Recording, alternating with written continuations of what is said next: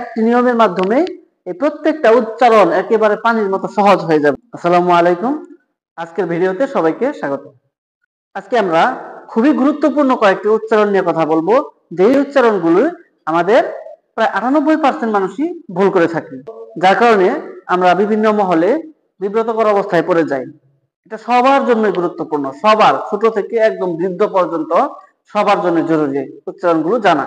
চলুন তাহলে দেখা যাক। আমরা এখানে 5টি শব্দ লিখেছি, যে শব্দগুলা আমরা ভুল উচ্চারণ করি। যেমন এই প্রথম একটা শব্দ দিয়েছি, এটাকে আমরা বলি জিহবা। এটাকে আমরা বলি জিহবা। এটাকে বলি আহ্বান, এটাকে বলি আহ্বায়ক, এটাকে বলি গহব্বর, এটাকে বলি বিহব্বল। আমি প্রত্যেকটা জায়গায় লক্ষ্য করেছি এই উচ্চারণগুলো এভাবেই করা হয়। এর কারণ হচ্ছে আমরা এই উচ্চারণগুলো জানি না, না জানার কারণে আমরা এই উচ্চারণগুলো করে থাকি। তো চলুন আমরা এটা একটু সুন্দরভাবে ব্যাখ্যা করি, খুব সহজভাবে জানার চেষ্টা করি উচ্চারণগুলো সঠিকভাবে কিভাবে করতে হবে। তাহলে আমরা দেখি যে মানুষের যে পঞ্চ ইন্দ্রিয় রয়েছে, চক্ষু, কর্ণ, নাসা, রসনা, ত্বক, তার মধ্যে এটার নাম হচ্ছে রসনা, অর্থে জিহ্বা। আমরা যে স্বাদ অনুভব করি সেই রসনা, এই রসনা, এই রসনা অর্থে এই জিহ্বা, এটাকে আমরা বলি জিহব্বা, যার উচ্চারণ হবে জিহ্বা। তার আগে আমরা একটা মাত্র নিয়ম শিখব।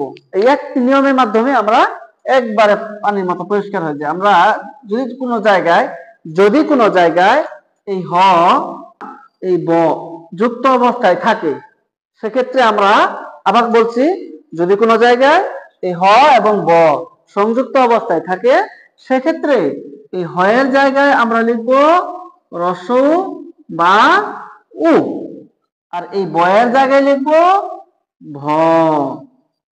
ঠিক আছে? এই একটা মাত্র নিয়ম জানলে আমাদের উচ্চারণগুলো পানির মতো ক্লিয়ার হয়ে যাবে। তাহলে চলুন আমরা দেখি যে এই জিহ্বা, এটা জিহ্বা বলবো না, আমরা কি বলবো? জিহ্বা। এটা কিন্তু উচ্চারণ, এটা কিন্তু বানান নয়, এটা সঠিক বানান এটা, আর এটা হচ্ছে উচ্চারণ। তাহলে চলুন আমরা এই নিয়ম অনুযায়ী আমরা এগুলো উচ্চারণগুলো লিখি। এখানে আমরা বর্গীয় জ প্রথমে যেভাবে আছে সেভাবেই লিখবো। এই হয়ের পরিবর্তে আমরা কি বলবো? রস্বউ অথবা রস্বউ দিলাম, আর এই বয়ের পরিবর্তে থাকবে এই ভ, আর এই আকার যেভাবে আছে এভাবেই থাকবে। তাহলে আমরা কি পেলাম? এই জিহ্বার না বলে আমরা কি বলবো? জিহ্বা। এটাকে আপনারা এভাবে লিখতে পারেন, কোনো সমস্যা নেই, একই। তারপরে আমরা খেয়াল করব যে এখানে দেওয়া আছে আমন্ত্রণ জানানো অর্থে বা নিমন্ত্রণ জানানো অর্থে, এখানে আমরা বলে থাকি যে আহ্বান। আসলে এটা হবে আহ্বান, হবে না। কি হবে? চলুন দেখি। এখানে প্রথমে আমরা স্বরে আ লিখলাম,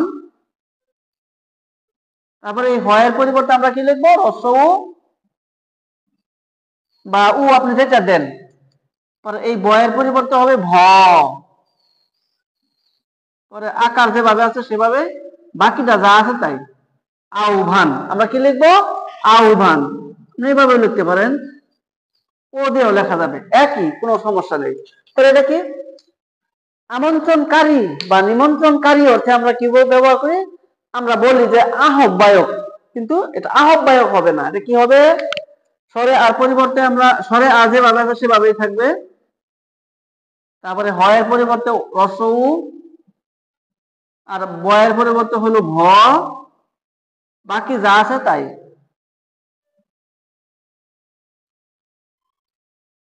আহ্বায়ক, আমরা কি লিখবো? আহ্বায়ক, আহ্বায়ক, আহ্বায়ক। ঠিক আছে? এখন এই গর্ত বা খাদ বা পাহাড়ের সংকীর্ণ গুহা অর্থে আমরা এই গহ্বর শব্দটি ব্যবহার করি।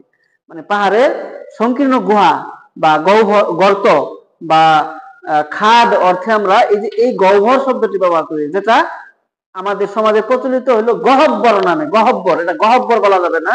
আমরা গ যেভাবে আছে সেভাবে লিখবো। এখন এই হয়ের পরিবর্তে লিখবো রস্বউ বা উ যেটা দেন, পরে এই বয়ের পরিবর্তে হলো ভ, গহ্বর, গহ্বর, গহ্বর। এভাবে লিখতে পারেন, কোনো সমস্যা নেই, একই, কোনো পার্থক্য নেই। তারপর আমরা ব্যাকুল, আত্মহারা বা অভিভূত অর্থে আমরা এই বিহ্বল শব্দটি ব্যবহার করে থাকি, যেটা অনেকে বলে থাকেন যে বিহ্বল। এটা কখনোই বিহ্বল হবে না। চলুন আমরা এটাও লিখি। বয় রস্বইকার, হয়ের পরিবর্তে হবে রস্বউ, পরে ব হবে ভ, পরে ল যেভাবে আছে সেভাবেই। তাহলে আমরা কি পেলাম? বিহ্বল নয়, বিহ্বল নয়, কি পেলাম? বিহ্বল, বিহ্বল, বিহ্বল।